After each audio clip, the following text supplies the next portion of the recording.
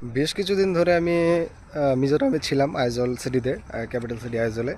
তো সেখান থেকে না আমার কিছু জিনিস শিখতেও পেরেছি, আবার কিছু জিনিস এদের খারাপও লেগেছে। সেটা হচ্ছে প্রথমে এদের এটা ট্রাফিক সেন্স। কেউ কোনো দিন লেন ভেঙে কোনো সময় আগে যাওয়ার চেষ্টা করে না, কারণ এটা পাহাড়ি এরিয়া, তো সামান্য কিছু হলেই অ্যাক্সিডেন্ট হয়ে যাওয়ার একটা সম্ভাবনা থাকে এই জন্য।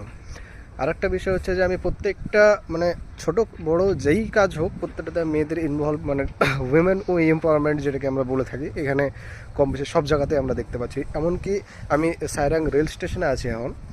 রেল স্টেশনের মধ্যে যে পাবলিক ওয়াশরুম আছে তাতেও মেয়েরাই বসে আছে, এবং যে ডাস্টবিন মানে যে ডাস্টবিনের যে নোংরাগুলো যারা উঠাচ্ছে তারাও, তাদের মধ্যেও মেয়ে আছে। তো এই জিনিসটা আমার খুব ভালো লেগেছে, এই যে জিনিসটা আমরা নর্মালি মেনল্যান্ড ইন্ডিয়াতে আমরা দেখতে পারি না।